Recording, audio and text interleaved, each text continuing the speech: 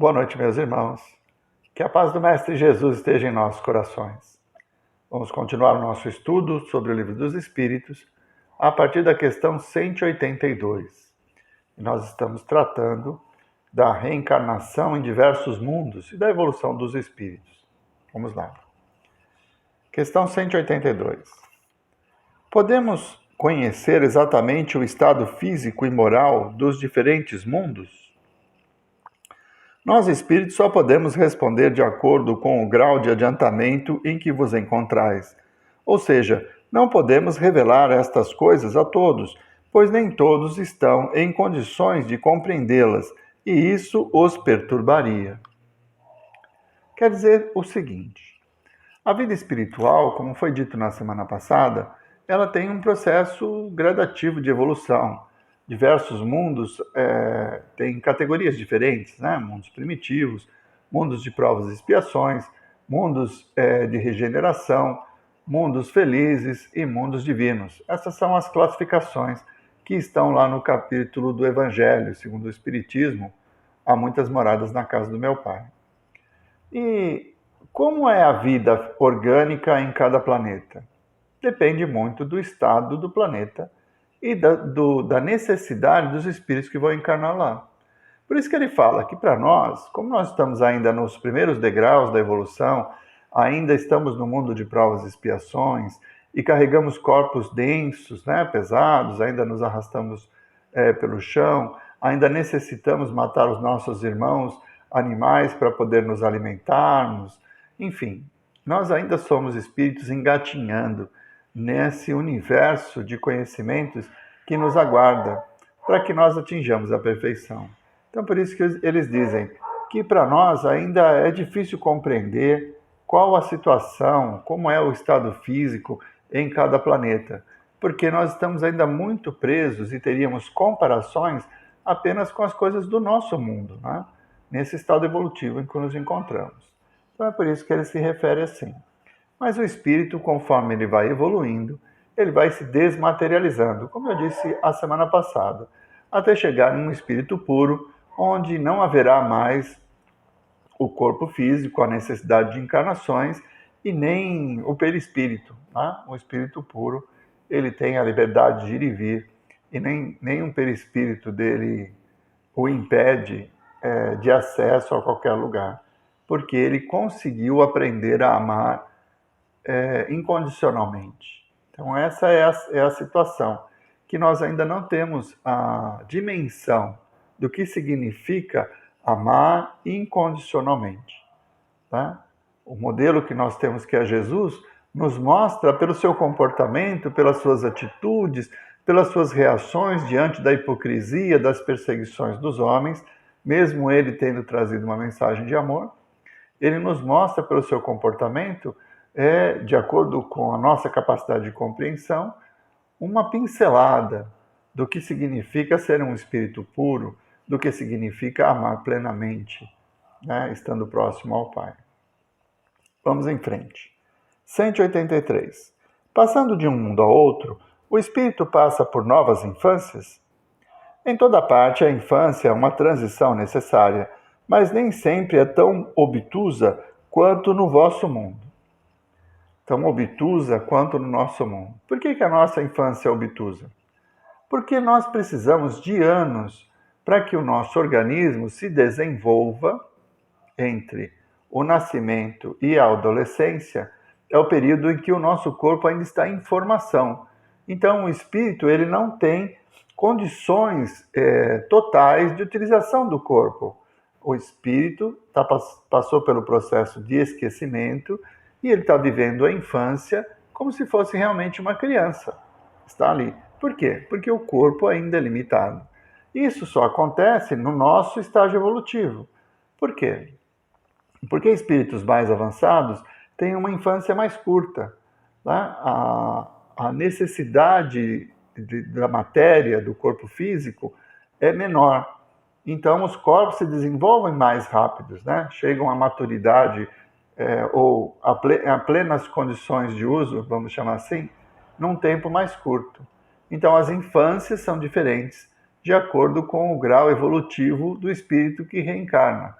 Um espírito que é mais evoluído, menos materializado, ele vai ter uma infância mais curta. Tá? Um espírito como nós, ainda imperfeitos, ainda vivendo em mundos de provas e expiações, vamos ter uma infância mais longa. Mas nós observamos na nossa sociedade que a infância está encolhendo. Né? Quantos exemplos a gente tem de crianças em tenra idade que já conseguem tocar piano, que gravam programas, né? Na internet aparecem filmes e programas dizendo coisas muito profundas sobre filosofia, sobre conceitos de felicidade, e no YouTube, enfim, nas redes sociais, nós temos muitos exemplos disso. Então, no meu tempo, ainda a criança ficava presa com os bracinhos envolta nas mantas ali e mal abria os olhos nos primeiros dias de vida. E hoje a criança praticamente já nasce sorrindo. Então essa mudança que já está acontecendo no nosso mundo, dá para perceber que nós estamos evoluindo. E quanto mais evoluídos, menores serão as nossas limitações físicas. Então a infância será mais curta e o espírito inicia sua encarnação mais rápido, né? Nós iniciamos aí na puberdade. É a partir da puberdade é que nós vamos readquirir a nossa própria personalidade, sofrendo a influência das experiências que tivemos nas vidas anteriores. Enquanto a infância ainda é uma página em branco em que nós estamos muito receptivos ao amor e à educação que os nossos pais nos oferecem. Vamos lá. 184. O espírito pode escolher o novo mundo em que vai habitar? Nem sempre, mas pode pedir e obter o que deseja, se o merecer, porque o acesso dos espíritos a este ou aquele mundo vai depender do grau de sua elevação. Ah, que maravilha se nós pudéssemos escolher, né? Então, depois dessa encarnação, depois de viver no mundo de provas e expiações, passar pelas asperezas, as vicissitudes da vida corpórea, desencarnando, eu vou querer reencarnar lá no mundo divino, já desmaterializado, com a pureza, né? Convivendo com a pureza. Não dá, né? Para que nós alcancemos, é preciso que tenhamos o mérito. Então, é possível escolher em que mundo nós vamos reencarnar? Podemos pedir. Se nós tivermos o merecimento, vamos conseguir. Então, após essa encarnação, como nós estamos vivendo esse período de transição e nos acharmos merecedores de renascer já no mundo de regeneração, que ainda não é a Terra, né? Vai demorar um pouquinho ainda, nós podemos pedir. Se nós merecermos, nós vamos renascer lá. Mas a maioria de nós renasce segundo a lei de causa e efeito, então recebendo segundo as nossas próprias obras. É isso. São os nossos méritos que definem onde nós vamos reencarnar, e não a nossa vontade. A nossa vontade nos ajuda a evoluir, e é essa evolução que nos liberta da matéria e das vicissitudes da vida. 184A. Se o espírito nada pedir, o que vai determinar o mundo em que vai reencarnar? O grau de sua evolução. Como eu disse, nós vamos reencarnando segundo a lei de causa e efeito, à medida da nossa capacidade de evoluir. 185. O estado físico e moral dos seres vivos é perpetuamente o mesmo em cada globo? Não. Os mundos também estão sujeitos à lei do progresso. Todos começaram, como o vosso, por um estado inferior, e a própria Terra sofrerá transformação semelhante, tornar-se-á um paraíso terrestre, quando os homens se houverem tornado bons. Então nada está estanque no universo, tudo evolui. Todos nós estamos sujeitos à lei de progresso. E o planeta também. À medida em que os seres que habitam o nosso planeta, isso, nós estamos falando de seres encarnados e também de seres desencarnados. Não vamos esquecer, segundo Richard Simonetti, para cada pessoa encarnada tem 3 que estão fora do corpo, mas todos participando, coabitando, convivendo e aprendendo uns com os outros, buscando a evolução. Quando todos, ou a grande maioria, dessa população estiver numa condição melhor, a Terra toda evolui. E aí, aqueles que ainda estiverem com seus corações endurecidos serão exilados. Né? Na literatura espírita, nós temos um livro muito interessante que chama Exilados de Capela, que nos explica esse processo. Quando o Capela, que é do sistema do cocheiro, ele evolui, aqueles espíritos mais endurecidos pelo orgulho, pela vaidade, acabam sendo exilados e vêm encarnar aqui na Terra, que está passando pela transição de um mundo primitivo para um mundo de provas e expiações.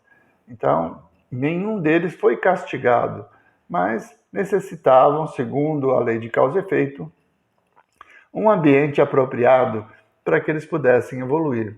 Por isso, eles reencarnaram aqui na Terra.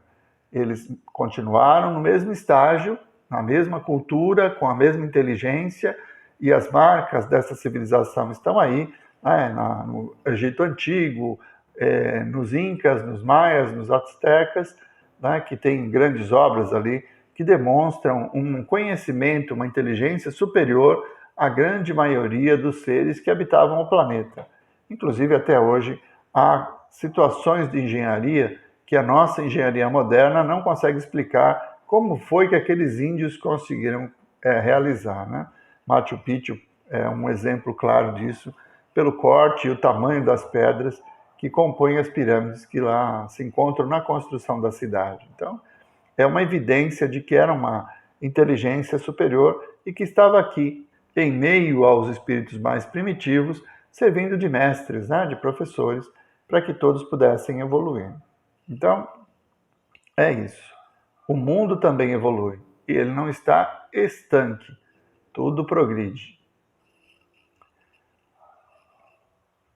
Acho que podemos encerrar para a noite de hoje e na próxima semana nós vamos reiniciar pela questão 186. Certo? O tempo passa muito rápido. Né? Vamos à nossa prece?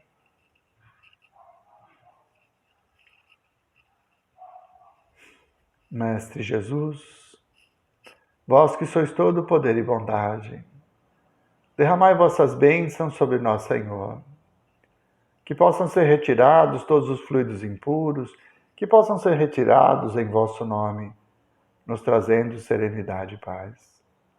Que consigamos, Mestre amado, perceber nas vossas lições as mudanças que precisamos fazer em nós e os benefícios que esse esforço nos trará no caminho da felicidade.